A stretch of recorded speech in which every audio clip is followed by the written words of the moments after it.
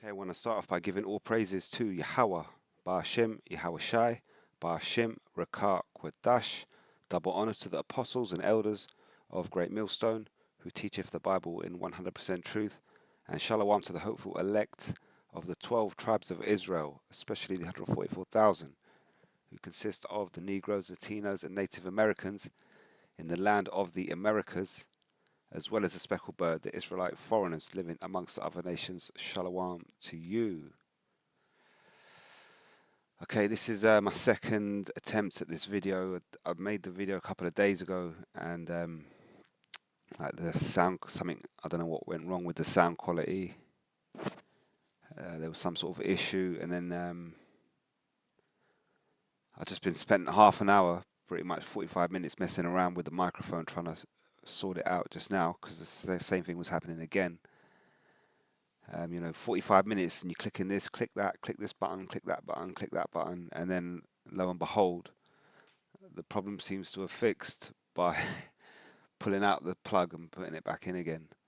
The microphone, just pulled it out, pushed it back in, now it's working. So I think, oh, Lord willing, it works throughout this video. So anyway, technical difficulties.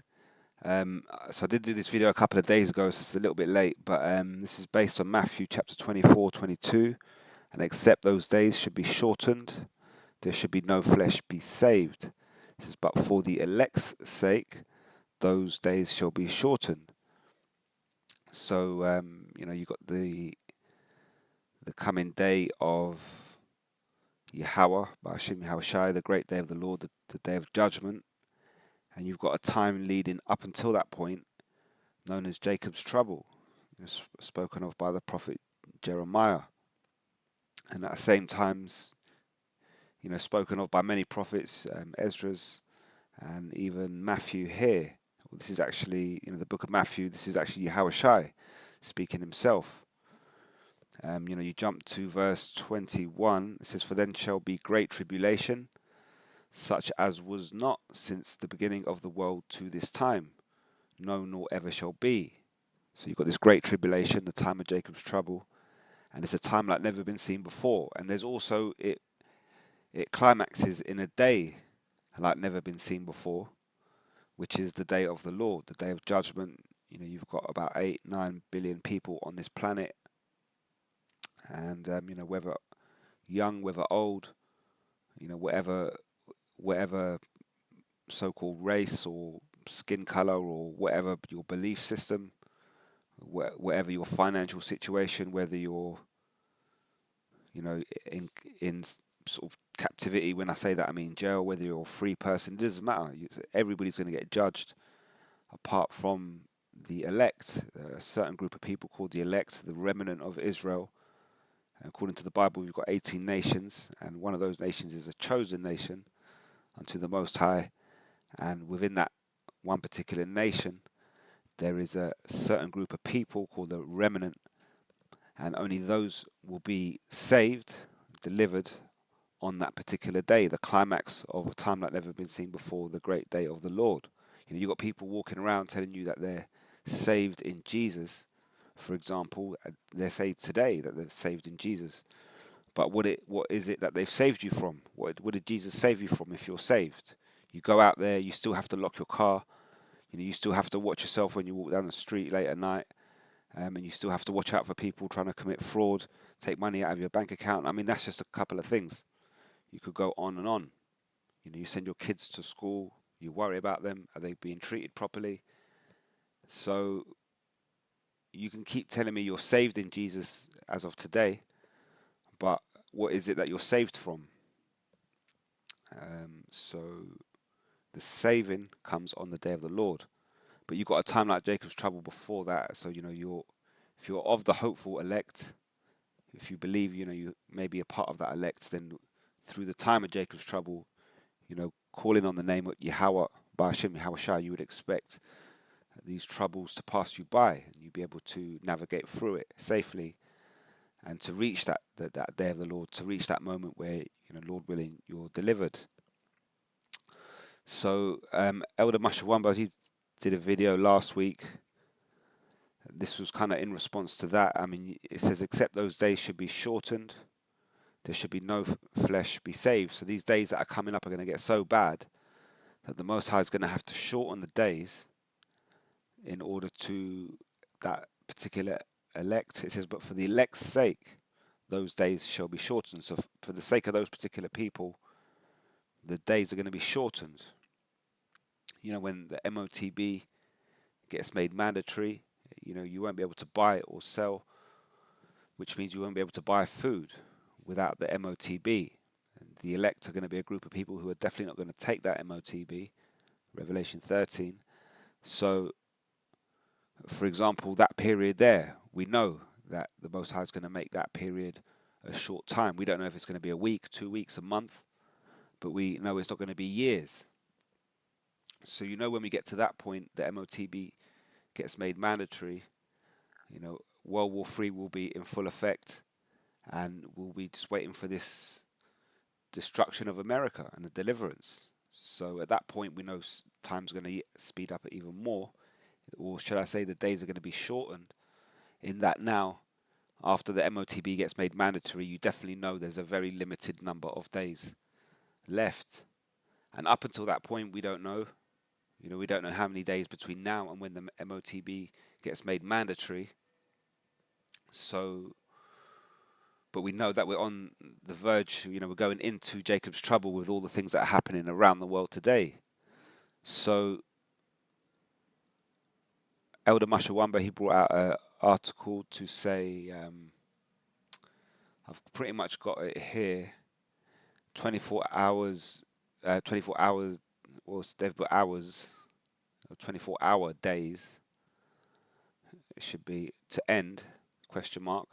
Expert warns acceleration in Earth's speed can give history's shortest day soon. So not only are the number of days going to be limited when the MOTB gets made mandatory in terms of shortening the days, but the actual scientists are telling us that the length of the day is becoming shorter. Now this is important to us. Luke 20, 21, 25, and it says, and there shall be signs in the sun and in the moon and in the stars. It says, and upon the distress of nations with perplexity, the seas and the waves roaring. Again, this is Yahweh Shai, so I'll just highlight the red. It says, men's hearts failing them for fear and for looking after those things which are coming on the earth. It says, the powers of heaven shall be shaken. So the powers of heaven, you know, the people in the upper echelons of society, the ones that are the ruling elites, they shall be shaken. It says, and then they shall see the Son of Man coming in a cloud, which, you know, a cloud is code for so-called UFO. A UFO is pretty much a byword for a chariot of Israel. A chariot of Israel is an angelic vehicle which moves about in the sky. It says, and they shall see the Son of Man, Yahweh Shai, coming in a cloud, in a chariot of Israel, and in a chariot, in a so-called UFO. This is with power and great glory. This is when these things begin to come to pass, then look up and lift up your heads, for your redemption draweth nigh. But it says, and there shall be signs in the sun and in the moon and in the stars, and upon the earth distress of nations. So we're seeing, it goes on to say, with perplexity and the sea and waves roaring. So we're seeing at the minute, for example, you look around the world, there's uproar with World War III. There's you know, civil unrest that's happening in many different countries, especially westernized countries. You know, like America, you're getting that in the UK. It's all down to immigration. You know, you look into Albert Pike's letter. You can Google Albert Pike's letter to Mazzini. They lay out the plan for 3 world wars. And you see that the things that they're going to implement to bring about the 3rd World War, the things they spoke of in previous times, they're actually happening now. They're being brought to pass now. So when you see that, when you understand all that, you know, you look around the world, you understand there is perplexity and distress of nations. There are signs in the sun, in the moon, in the heavens, pretty much. So we've seen the solar eclipse recently in America, and blood moons and so on and so forth. There was a blood moon on the Passover. So looking at this article now here, it says Earth has been rotating faster than usual on its axis since 2020. So this is a key moment because we know 2020 to 2030 is the time when these elites, these ruling elites, put in their new agenda, which is the New World Order. And it's just like we have many industrial revolutions. I think it's the fourth industrial revolution we're looking at now, and so the changeover will be into AI and technocracy and technocrats. Ruling elites are pretty much putting technocrats in control who use the technology AI to control the people.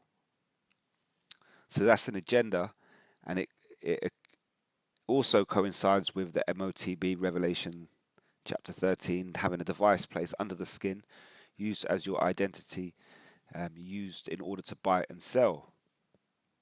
So not only do the scriptures, the book of Revelation, warn you of this prophetic event, you've got these elites that have been putting in this agenda which coincides with bringing it to pass, and that's been happening over the last 5 years. Between 2020 to 2030 is the agenda. We're halfway through that. So we tell you these things and people call us conspiracy theorists, but then the scriptures then tell you that the days will be shortened, just come as a sign to tell us that we're about to go into this tribulation and then the great day of the Lord. And now the scientists are telling you that it says here the Earth has been rotating faster than usual on its axis since 2020. So who's a conspiracy nut now? You've got the something that's can only be done by the Most High, and it's coinciding with the agenda of these elites. It says leading to shorter days.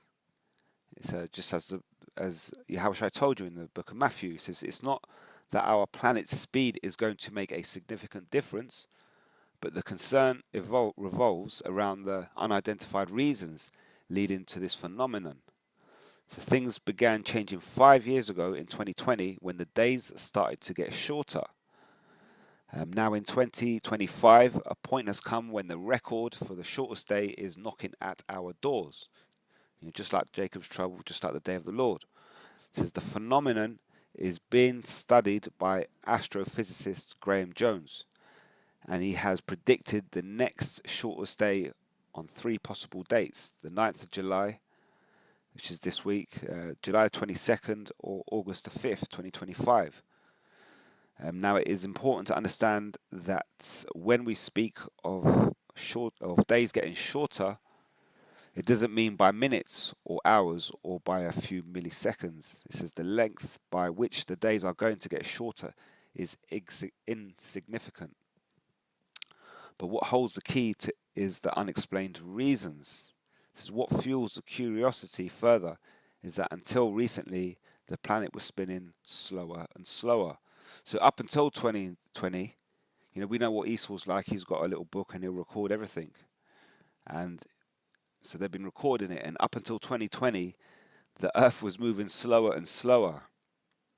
And now it's speeding up faster and faster since 2020. And they've got it on record. So it goes on to say the Earth's variable speed and how it is measured. Earth rotates on its axis and completes a full rotation in exactly 86,400 seconds. In other words, its length is 24 hours. A change of a millisecond is 0.001 seconds, less than the blink of an eye, which lasts around 100 milliseconds. It says during the 1950s, atomic clocks came into existence, measuring tiny day-to-day variations in Earth's spin speed. The number of milliseconds above or below 86,400 seconds is known as the length of a day, LOD. So LOD is 24 hours, 86,400 seconds, give or take They're trying to measure it within milliseconds, so they're pretty accurate. Earth gathered speed after 2020 until 2020, when our planet was rotating slower and slower. The shortest LOD ever recorded by atomic clocks was 1.05 milliseconds, which signified that Earth completed one rotation in respect to the Sun in 1.05 milliseconds less than 86,400 seconds. From that point, there was no looking back. The Earth kept on gaining speed and broke this old record every year by approximately half a millisecond. The shortest day of all was 1.66 milliseconds on the 5th of July 2024.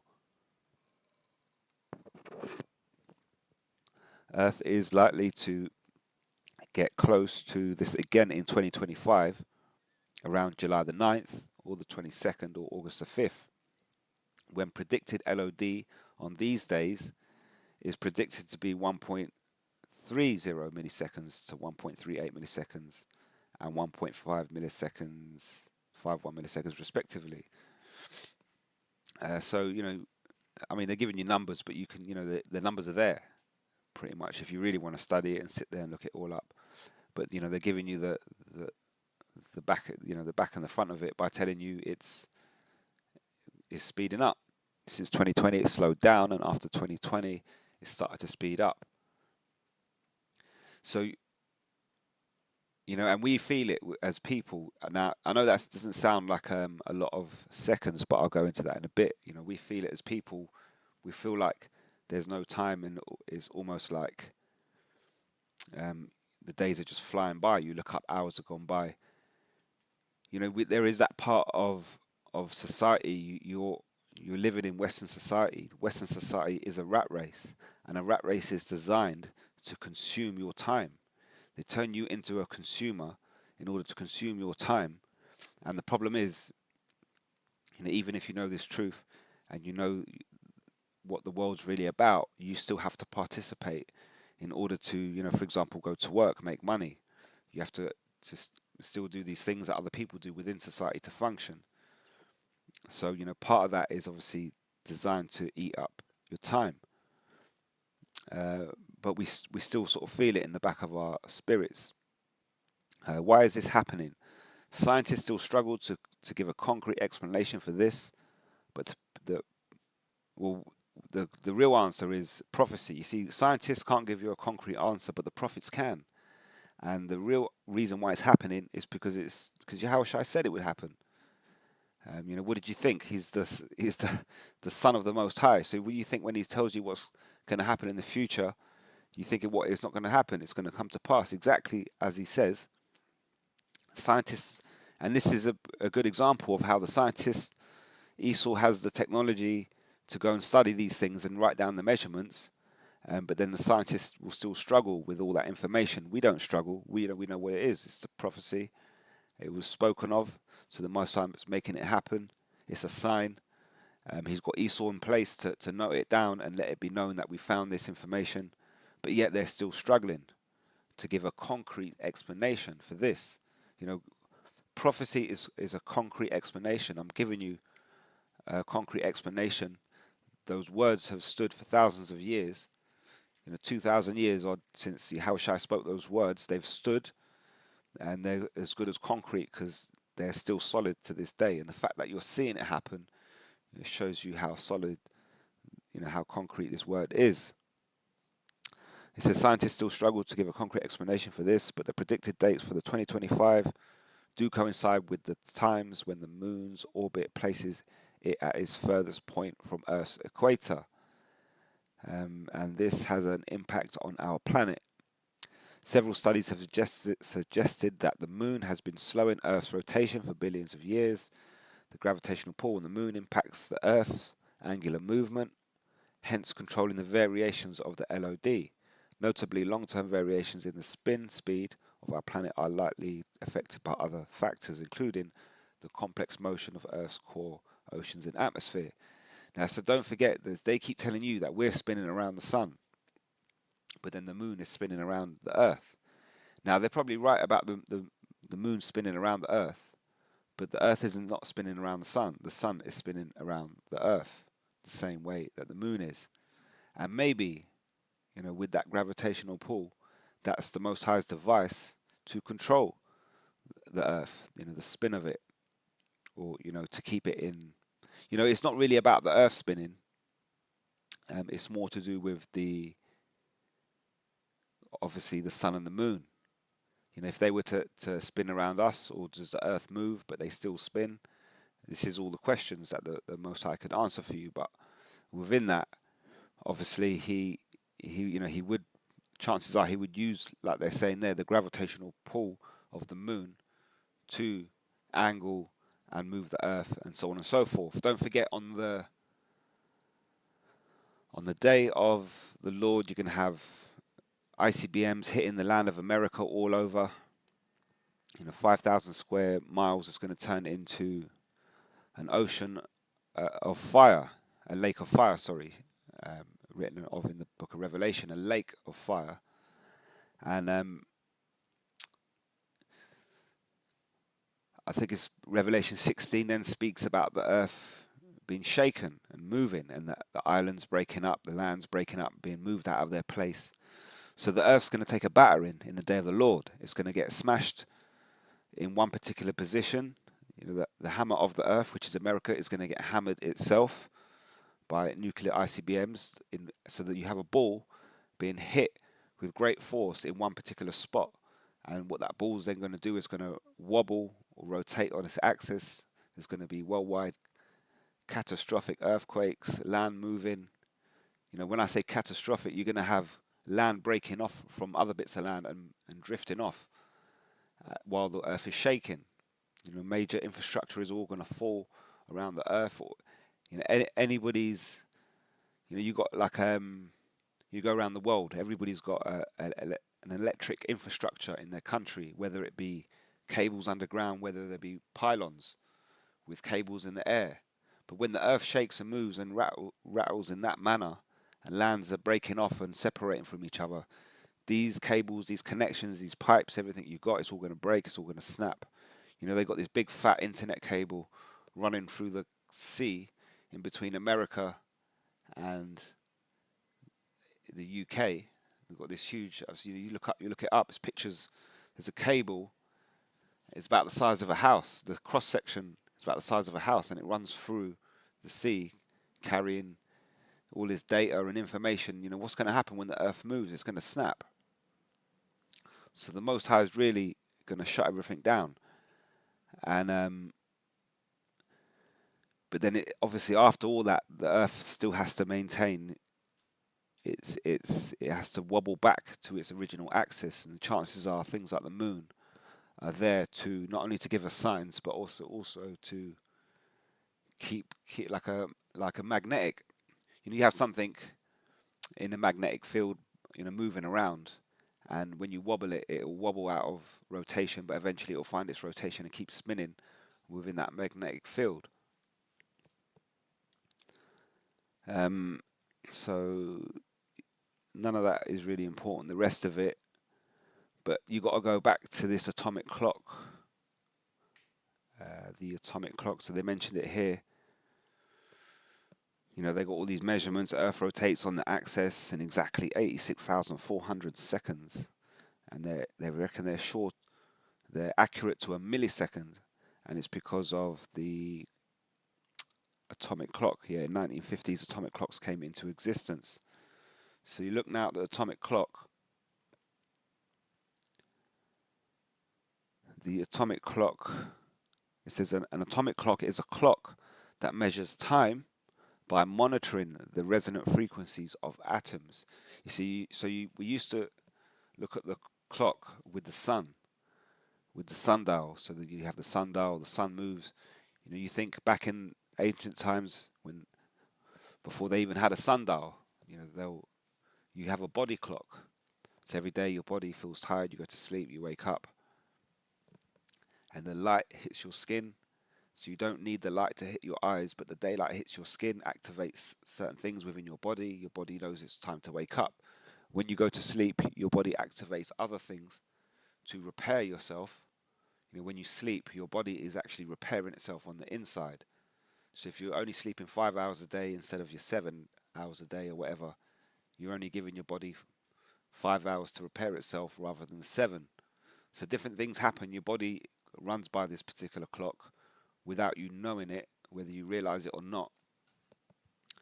And then obviously you have the sun, with this rotation. So we used to like wake up, and then the sun, you kind of knew every day I woke up around this time. But what is the time when you're living in ancient times? What is the time? Well, you don't really know. So you look at the sun and you go, well, the sun's over there.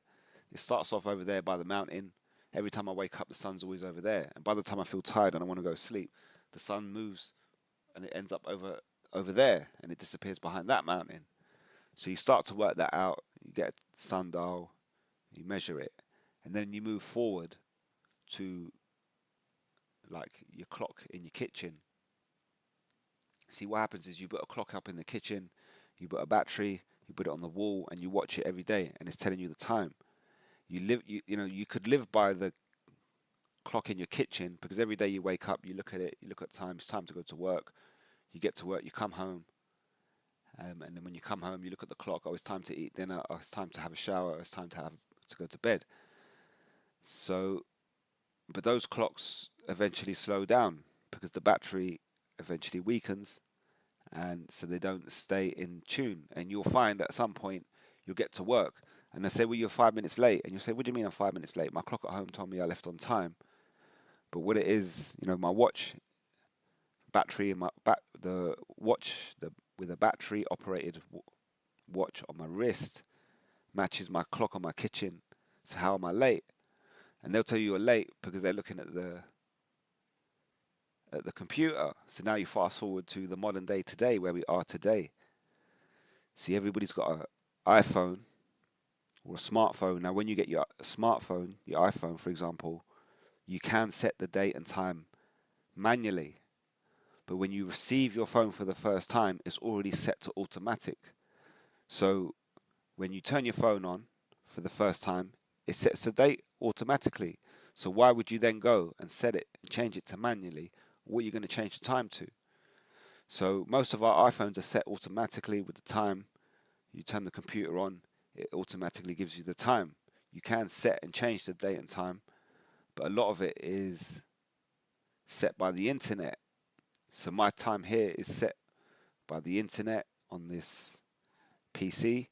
And like when you go to work, for example, and they got in my old job, you'd have computers to work, and there could be 1,000 of these different computer units all around the building, and they're all logging into the same system, and the system has to work at the same time. So what they want is a time that is consistent. You said you sent the email at 9 o'clock, but I never got the email till 9:02. You told me you're going to send it at 9 o'clock, but I got this at 9:02. Oh, that's the one I sent you, but why does it say 9:02? Oh, because your clock's 2 minutes behind. Nah, everybody has to have the same clock. And then you go into like business world, what the banking elites have operating. They have international markets, so the time has to be accurate. Even like I was thinking about the Chinese betting syndicates. What they used to do in the UK is they used to send a man over to the UK, sit in the football stadium, watch the game, and get on the phone to another man in China. And so then when you see something, you see somebody score a goal, you tell the man on the phone he scored, and before the information could get through, the man in China could put a bet on that man to be the first scorer, and then they win their money. See, to cut that out, that's why they then want the time to be the same.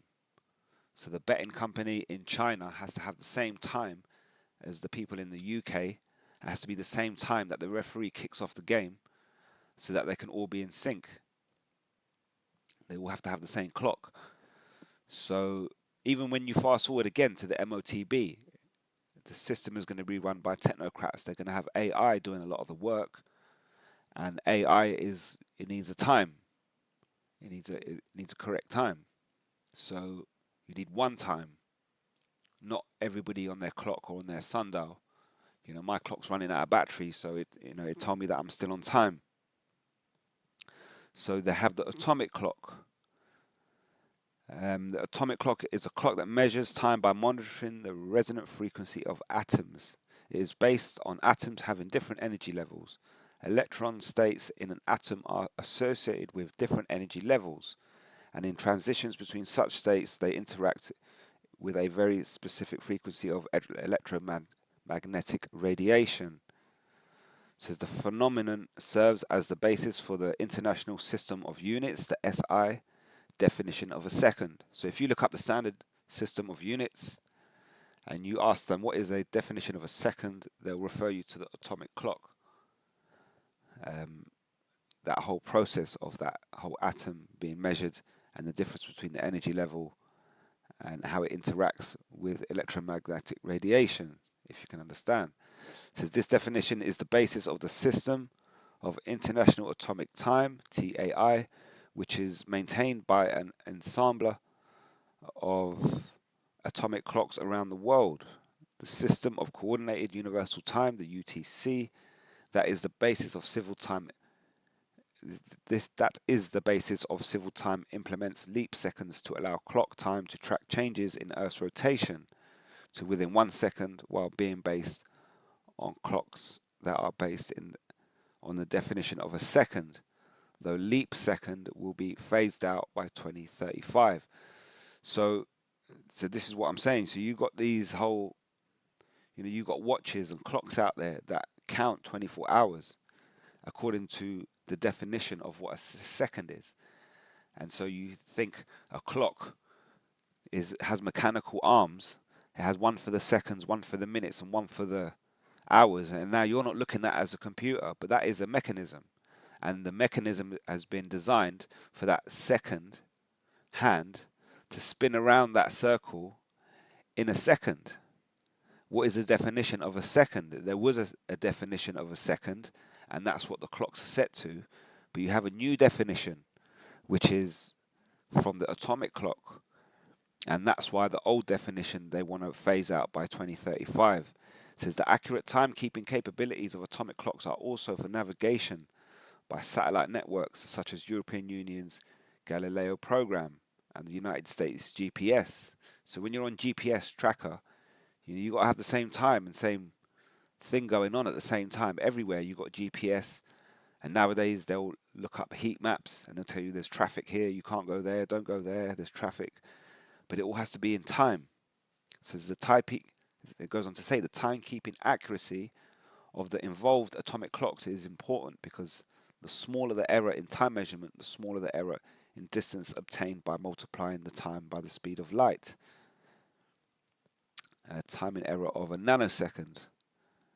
So I'll jump down to the next bit. The main variety of atomic clocks uses cesium atoms cooled to temperatures that approach absolute zero. The primary standard for the United States, the National Institute of Standard and Technology, NIST's cesium fountain clock, named NIST F2, measures time with an uncertainty of 1 second in 300 million years.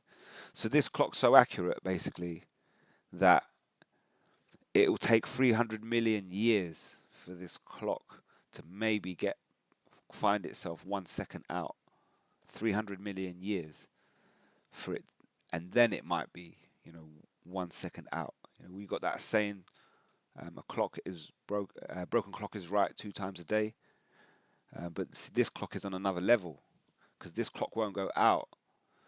It may go out a second, but it will take 300 million years of operating to go out by that far.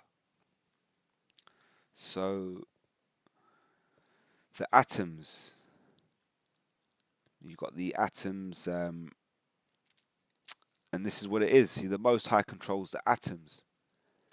That's how you know he's the higher power. The earth is made of atoms. You've got people made of atoms. Everything you see around you is all atoms. You see a piece of metal, it's atoms.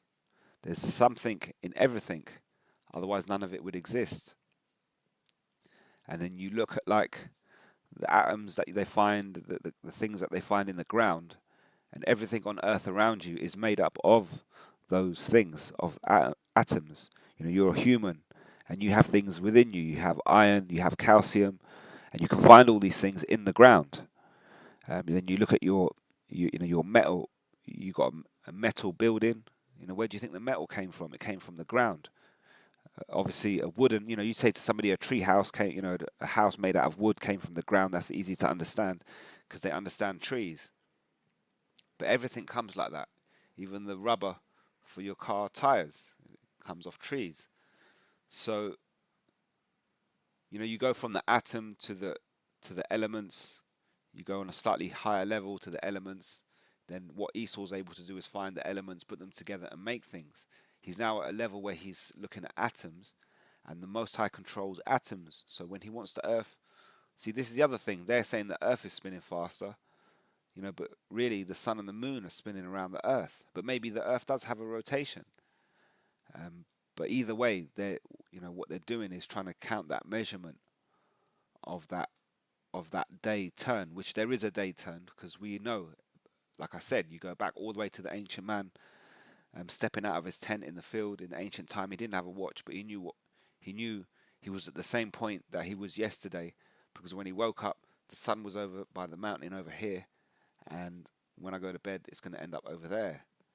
So there is a particular cycle, and if you want to get into the depths of it, ultimately Esau's measured it, but they don't understand what it is, and we do. It's prophecy, and it's the Most High. He can shift the atoms. He can make them spin faster. And you think how that lies in conjunction with the clock that we follow. We now live according to this atomic clock. This atomic clock, there are various atomic clocks set around the Earth. They're given measurements. They all feed back to one main atomic clock, and that one main atomic clock gives us the time. The internet, business world, AI for the MOTB, it's all going to get set to that. It already is set to that clock. When you turn up to work and they say you're 5 minutes late, you say, "No, my watch still says, it's 8:58. It's not 9:03." They say, "Well, now your watch don't count." Who's your watch in the world of business and finance? What type of stature does your watch have? It doesn't have any stature. The time on the computer has the stature. And so when I used to get to work on my old job, I used to go on the time of the computer. When I used to get there, I say, "Nah, I'm on time," because it says 8:59. It doesn't say 9:00. So, the job I'm in now doesn't really work like that. Thank the Most High for that, because that is another stupid game you have to play in this society. I don't really have that game to play anymore. But that's what it is. So, they go back to the milliseconds. The Earth's rotating milliseconds faster. Like I say, the sun and the moon have their rotation. So while they're measuring the Earth moving, the sun and the moon could still be moving even faster to make up more time. Ultimately, with all these atomic clocks and everything set onto one time, things speed up, and we wouldn't know unless Esau wrote these things down. If we didn't write these things down, nobody would know, because we'd be following that clock on the internet, and the internet would be following the atomic clock, and the atomic clock follows the atoms, and the Most High can shift the atoms and make them speed up if he wants to. So either way, it's a sign. The scientists are proving it, that the days are becoming shorter. So the other thing is on this. So yeah, I was looking into it here. Atomic clocks are the basis for coordinated universal time, which is internationally recognized standard for time. While the UTC is aligned with Greenwich Mean Time in the sense that they are numerically equivalent, UTC is more precise because it's the atomic clock and stable than the standard derived from atomic clocks and leap seconds, whereas GMT is solar based on Earth's rotation. So the atomic clocks are more accurate, but the solar one is based on Earth's rotation, obviously with the sunlight and everything else. So, the other thing that was interesting as well is, you have time zones. The scriptures talk about Esau coming along and changing the times and the seasons and so on and so forth. And then, he's got various different calendars that he's put out over the years, over the centuries. You've got Gregorian calendar. You've had a Julian calendar before that. You know, you even go back to ancient Egypt. So-called black people, they had their own Egyptian calendar. So when you design a new calendar, what day do you start it from? Do you start it when the old calendar finishes on the end of the week? Would you just pick up a day and say this is the first, or whatever else? But what they do is, like I say, with the time, the old thing, the old thing was to follow the sun. You say, well, that's what they do. They don't do that anymore. You can just see it. Greenwich Mean Time, yeah, it's followed by the sun, but it's in line with the atomic clock. The reason why they'll phase out the solar powered one by 2035 because the atomic clock will stay accurate. But for now, you have your time zones. So Greenwich Mean Time is in the UK here in London, and so you have a line. We all know what it is. You have a line down here, and that's like your time zone. And then you move forward an hour, different hour backwards. So when the sun comes in this line, let's just say 9 o'clock. We call it 9 o'clock in the morning, and the sun arrives for the first time in the day. It's seen in London. We'll say sun rises at 9 a.m. Well, that will be the same thing in the center of Algeria. When it's 9 a.m. here, Greenwich Mean Time, it will be 9 a.m. in Algeria because they're receiving the sun the same time we receive it. But you see, Germany here, they receive the sun 1 hour earlier. So when it's 9 o'clock here, and we just received the sun, and Algeria just received the sun at 9 o'clock, Germany had it an hour earlier. So they'll say, oh, we're 10 o'clock. We've gone past 9 an hour ago, and now we're 10 o'clock. And that's how, for example, you people in the East, they can do business. They can start their clocks. Certain people in the UK, they have to wake up early to do business with them to get ahead of the game. They might wake up early to get on the phone to China to do business, to be ahead of people in America. People might work late to stay in touch with China in terms of business, to be the early bird. But then you got the scenario with Spain. You see, now Spain, if we receive the sun at 9 o'clock, the same as Algeria, we'll call that 9 o'clock in the morning. But then Spain, they should still be at 8 o'clock because they got to wait another hour for that same bit of sun to get from Algeria to Spain or London to Spain. So Spain should be 1 hour behind the UK. So in the UK right now it's 14:13. This is what I did the other day. So yeah, 14:13, but in Spain, lo and behold, it's 15:13. So there in the future, if the sun gets to me at 14:13, then it should get to them at an hour after that. But they're already at 3. Instead of being at 2:15, they're at 3:15. But if I get the sun at 2:15, they should get it at 3:15. They should get it an hour later than me because they're past the UK, but they're already in the future. They're already gone past me, and they're like, nah, forget about 2:15. We're at 3:15, so they can do their business even earlier. And that is down to says here, Spain has been in the wrong time zone for 7 decades, and lo and behold, and it's down to this man. When Yahushua came, he gave me all these different messages and different bits of information, and one particular part of the message was that the small hats are fake. And then he said this man's name was, he said he was right, and then he said the Bible was for you. So that was one snippet of the encounter, that those 3 bits came together. And then you have to ask yourself, well, what would this man be right about? When Yahushua left, that's what I'm thinking. Well, what was he right about? So you look it up, and he did make a claim that the true sons of Israel are in America, Babylon the Great. He did make that statement. He did make the statement that, he tried to go against the banking elites, and so on and so forth. he kind of tried to say that they were taking over the world and they were doing this, and but what he wanted to do was take over the world in his way. He goes back to the small hats. So he was a small hat trying to take out other small hats. The reason is it was small hat upon small hat crime. He's trying to assume power, just like you've got in Russia. Russia was founded by Israelites, but obviously it's got Edomites in there today. Who knows where these people go back to?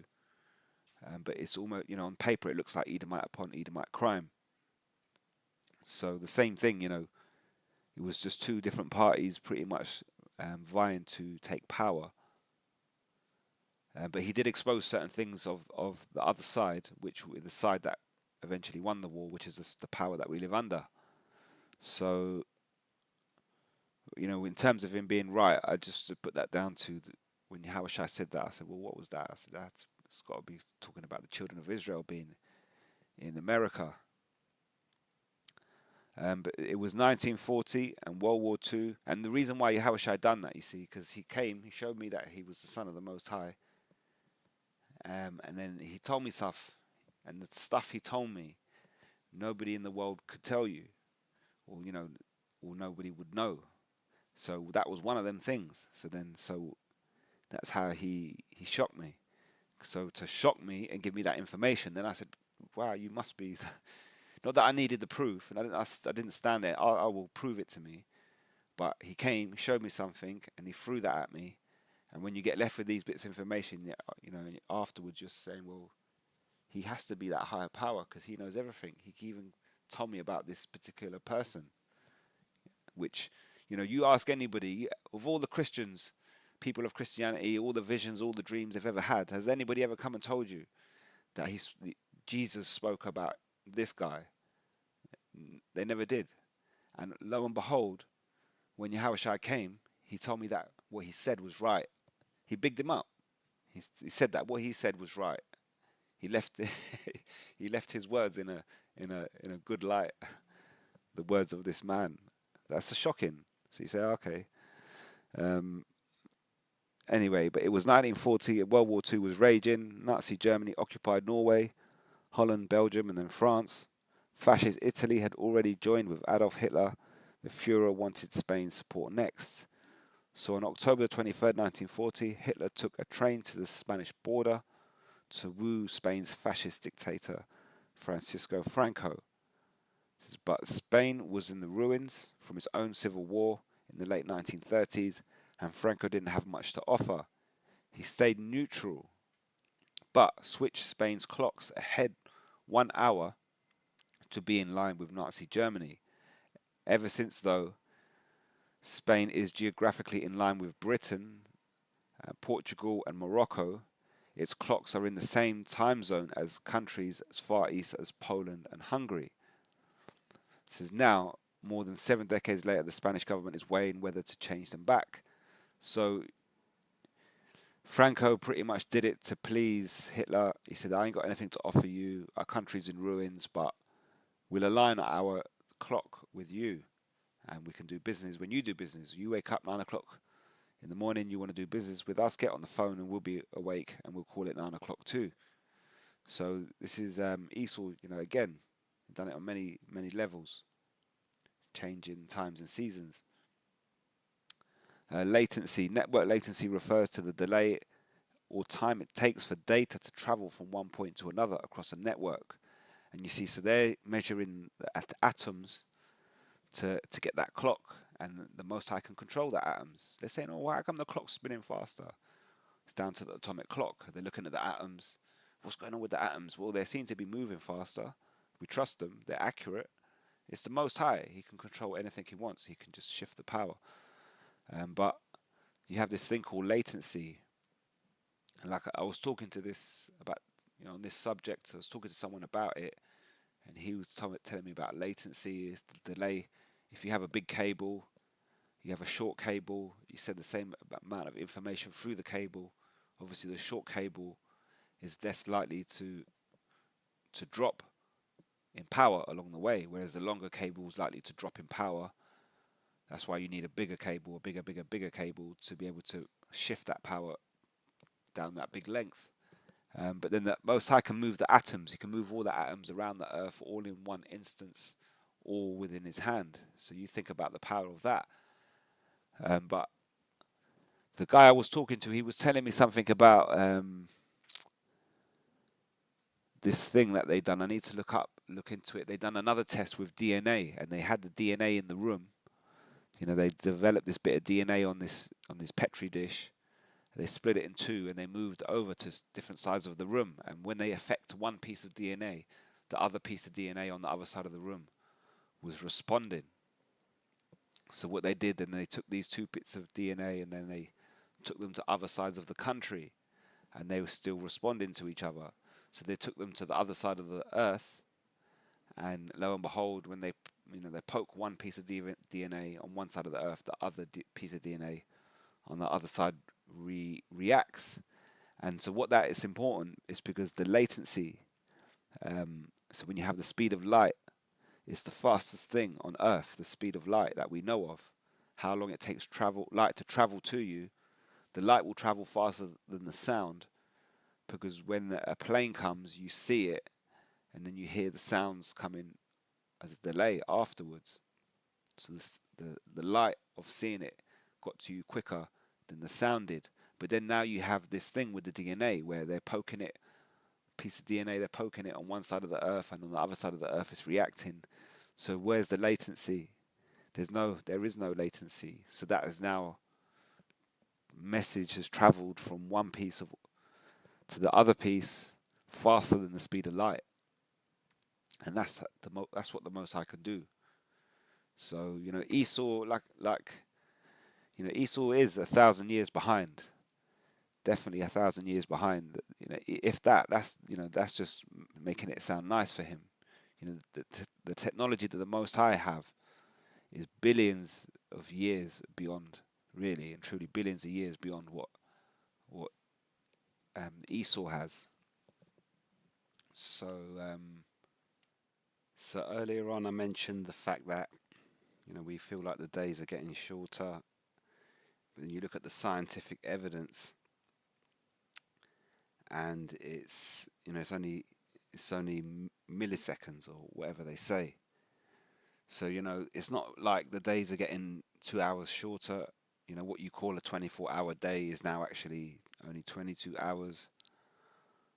It's not exactly like that, but we still sort of feel this effect, and it's funny how we all feel it. I mean, part of it's the rat race. We live in a rat race, so it's designed to consume your time and just trying to survive.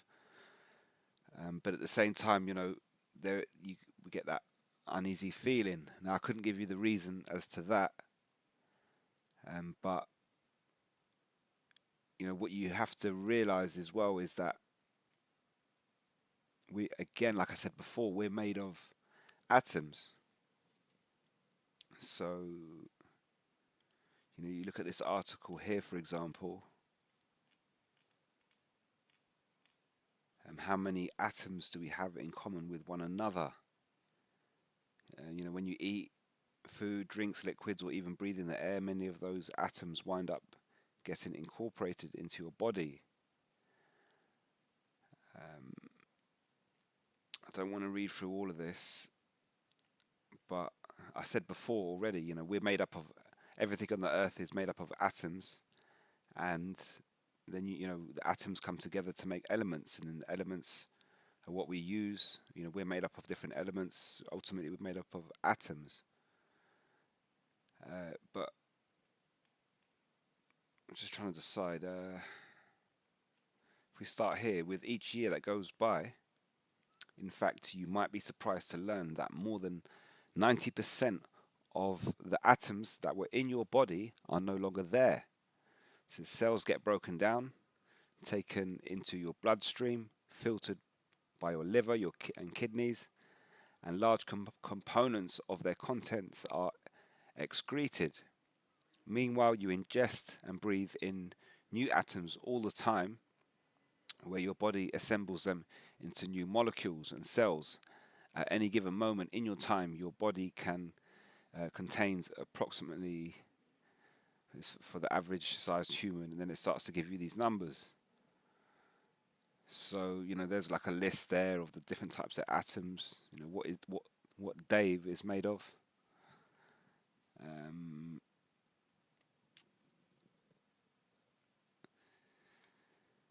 Earth is a massive place with an enormous number of atoms, but most of these atoms are in the interior of our planet. The outer part of it, our planet's biosphere, is the only component that we care about when it comes to the atoms we regularly interact with. Overall, the entire sum of all the watery bodies of Earth, including lakes, oceans, rivers, seas, ice caps, glaciers, etc., translates into about 0.02% of planet's mass. So they're just giving you numbers again. If you were to take all the atoms in your body and let them return to the natural environment of the Earth, our bodies return, the flesh returns to the dust of the ground, when we die, and you then thoroughly mix all the air and water on the Earth, you'd realize a couple of spectacular facts. This is 1 out of every 20 quadrillion hydrogen, blah, blah, blah. And this is true for everyone's body on average when you consider the atoms that made them up a year ago. I'll just try and skip to this. Our bodies might appear to remain roughly the same on a year-to-year basis, but the fact is that we're actually expelling the atoms inside of us all the time. This is the carbon we exhale jumping back down here, it says, but meanwhile, we're breathing air, drinking water, eating plants and animals, and that brings new atoms into our body to replace the ones we're constantly losing. Planet Earth is roughly a closed system as far as the atoms in our biosphere go, which means that given enough time for things to sufficiently mix, these tiny microscopic components of our world will inevitably spread wherever water and air are allowed to go. Every time you breathe in, you're breathing in atoms of air that were once inside another human being. Every time you take a drink of water, you're drinking water that was once inside another human being. And every bite of food you take consists of atoms that were inside of another person. We all share the same planet, the same biosphere, and a fundamental level, even the same atoms. At an atomic level, we're all incredibly deeply connected. Inside your body right now are hundreds of billions of atoms that were once inside each other human being on Earth. Throughout the generations and the eons, those same atoms continue to make up everything. The atoms of the dinosaurs, the plants, the trilobites, and even the single-celled organisms that once dominated our planet are now inside you. So,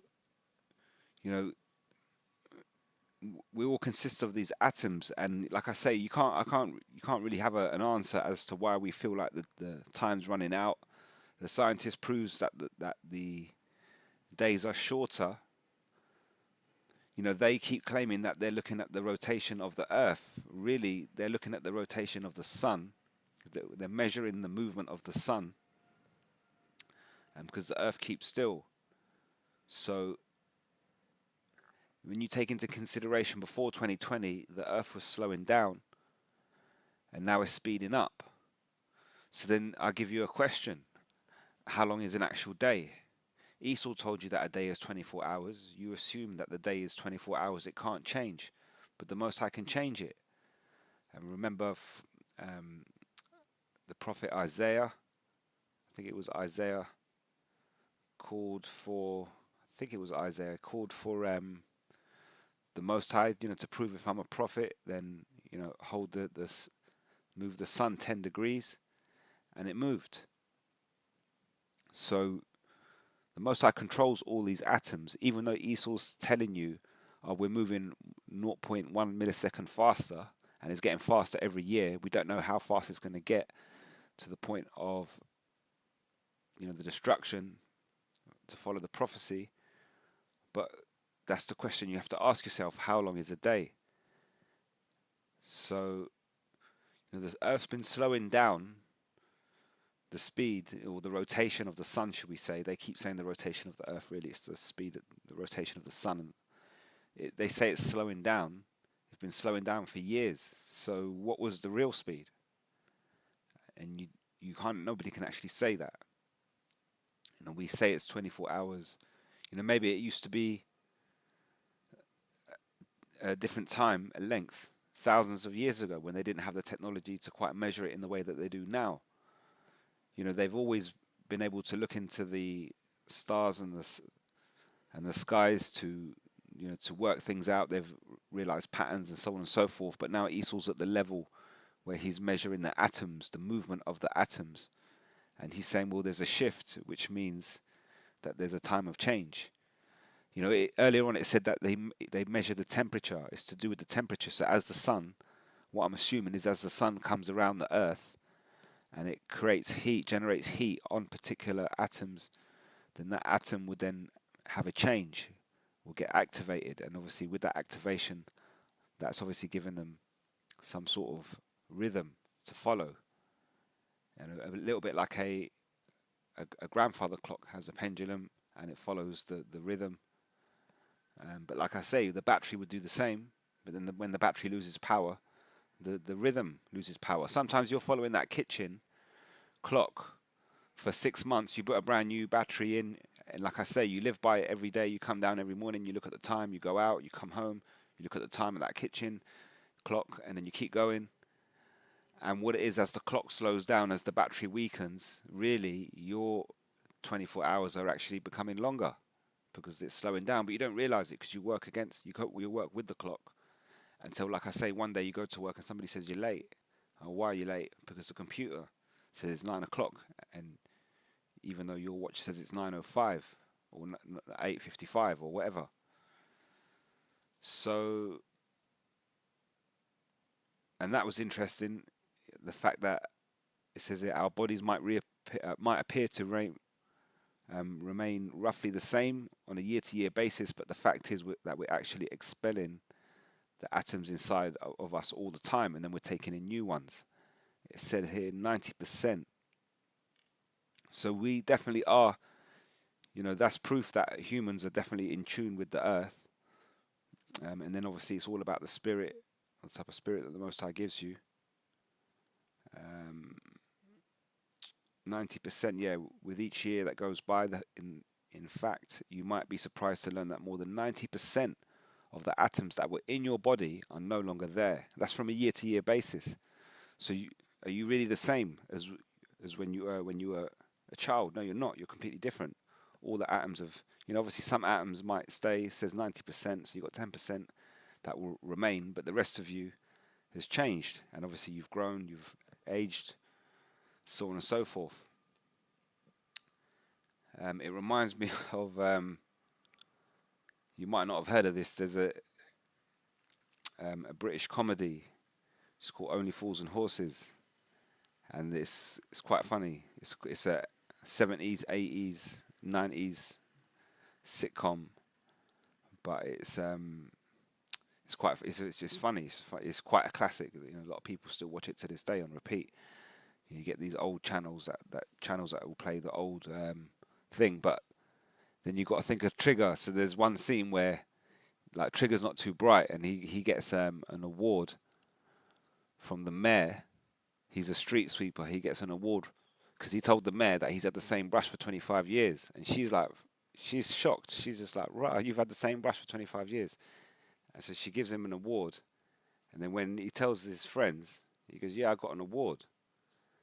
And they're like, an award for what? And he says, well, for having the same brush for 25 years. And they're going, the same brush for 25 years because it don't really look 25 years old. So they're kind of confused. And then he says, well, yeah, I changed the handle 3 times and I changed the head twice, but it's the same brush. Well, it's not the same brush. And this is the same thing. It's the same theory that applies to 90% of your human body. You think you're the same as you were 3 years ago. Well, 90% of you has actually changed. Even your skin, it grows. You got new layers of skin that grow, and then the top layer will shed away. You can't see it like you would with a snake. Obviously, it's very fine, but that's what happens. A lot of the dust around your house is your skin as it's peeling off and new layers are growing through. So, you think of a scar. You have a scar, and then obviously 10 years down the line, it looks different. It's because you've got new skin growing through. It still shows the scar because there's something that's been affected in that area, but the skin on top will look different. So, yeah, I'm going to leave you with this. This is First Chronicles chapter 16. It's a psalm from King David. It says, "Give thanks unto Yahweh." It says, "Call upon his name." It says, "Make known his deeds among the people," which is what we're doing. It says, "Sing unto him, sing psalms unto him." It says, "Talk ye of all his wondrous works." It says, "Glory ye in his holy name. Let the heart of them rejoice that seek Yahweh." So you need the name. You need the name. It's all good saying, "Oh, I believe in God." Well, which God? The word God just means power. And if you're in a prison, the God to you is the jail guard. So when you say, "I believe in God," well, which God do you believe in? The jail guard? All the false deities and spirits that are out here, these false idols. There are spirits out here behind these false idols, so they do exist, but they're not the highest. So the highest is Yahweh, as it keeps saying here, all capitals Yahweh, and he has a son, Yahweh Shai. It says, "Seek Yahweh and his strength." It says, "Seek his face continually. Remember his marvelous works that he hath done, his wonders and the judgments of his mouth." Because everything that's done is done by the Most High speaking it. That's how powerful. You want to understand power, and the power is when you can say something. People, you get these dumb idiots all the time, and these new age culturalists, whatever type of people. They say, "Oh, God is within you. All you have to do is manifest your dreams, speak them into existence." And yeah, we go and do it, and you don't do it. You spend 25, 30 years trying to get to this dream, and you never get to it because you couldn't speak it into existence. So what kind of dumb idiot are you to think you could hold yourself on the same level as the Most High Yahweh? That's what he does. He speaks it. He spoke Yahweh Shai into existence. A spirit came. He spoke another 144,000 more spirits. He gave them the blueprint. When he gave them the blueprint to build the earth, he didn't give them a blue piece of paper with architectural drawings on it and equations. And they had to sit there and, "What does that mean? I can't work it out. And I tried it, but it just didn't come off. Oh, you put too much of that in." He spoke it. He told them. He said, "This is what you're going to do." He spoke it. So the blueprint is words, speaking it. And that's all he has to do. He wants to judge you, he'll speak it. Anything he wants to bless you, he'll speak it. He has administering spirits to do the work. And then they work on the mind of the people, and the people, they make all these things happen. You got a human being, and they'll buy a little ant farm, and they've got this little glass box, and all these ants, and you're like the god of this ant farm. But you can't do nothing to them ants. You can't make them do this or do that. You can't control what they do. The Most High controls everything on this earth. He controls the people. We've got 8-9 billion people on lock. And greatest example is Nero, Trump, because he's back. Trump is back. Nero, he's back. He's doing exactly what Nero does, and the Most High will make him do it. All the people in the world will say, "No, no, no, World War III, MAD, mutually assured destruction. We don't want it." But they're still going to bring it because the Most High is going to put it in their hearts, which in their minds to bring it about. It says, "O ye seed of Israel, his servant, ye children of Jacob, his chosen ones." So all this talk about Gentiles and going through the book and pulling out the word Gentiles, arguing, debating, but the Gentiles. It clearly says you here, "O ye seed of Israel, his servant, ye children of Jacob, his chosen ones." It says, "He is Yahweh, our power. His judgments are in all the earth." It says, "Be ye mindful always of his covenant, the word which he commanded to 1,000 generations." It says, "Even to the covenant which he made with Abraham, and of his oath unto Isaac. He hath confirmed the same to Jacob for a law and to Israel for an everlasting covenant, saying unto thee, I will give thee the land of Canaan, the lot of your inheritance. This is when you were but few, even a few, and strangers in it. It says, and when they went from nation to nation, and from one kingdom to another people, he suffered no man to do them wrong. It says, yea, he reproved kings for their sakes, which he's about to do again. He's about to reprove these kings around this earth, especially Babylon the Great, for the sake of the elect, for the patient of the saints. It says, saying, touch not mine anointed, and do my prophets no harm. It says, sing unto Yahweh all the earth, show forth from day to day his salvation. Declare his glory among the heathen, his marvelous works among all the nations. For great is Yahweh, and greatly to be praised. He also is to be feared above all gods. For all gods of the people are idols. It says, but for Yahweh made the heavens. His glory and honor are in his presence, strength and gladness in his place. It says, give unto Yahweh ye kindreds of people. It says, give unto Yahweh glory and strength. I could keep going. I'll finish the psalm. I might as well. It says, give unto Yahweh glory due to his name. It says, bring an offering and come before him. Worship Yahweh in the beauty of holiness. So you see it says, give unto Yahweh the glory due unto his name. So you're supposed to come out and declare these things. So if I come out and declare all these things and show you these wondrous works and explain it and break it down, use the scriptures, use the scientists to prove it all, and then I say, oh, who did that? Oh, God did that. Well, who am I giving the credit to? God. Which God? Is it the God of the Muslim people, the God of the Chinese people, the God of the Edomites? Who is it? It's Yahweh. So you have to give the name. It says, and that's, again, it's got all capitals. It says, give unto Yahweh the glory due unto his name. So you owe it to the Most High to give glory to the things he does. And you've got to use his name to do that. Otherwise, you're not doing it. It says, fear before him all the earth, the world also shall be stable, that it be not moved. It says, let the heavens be glad, and let the earth rejoice, and let men say among the nations, Yahweh reigneth.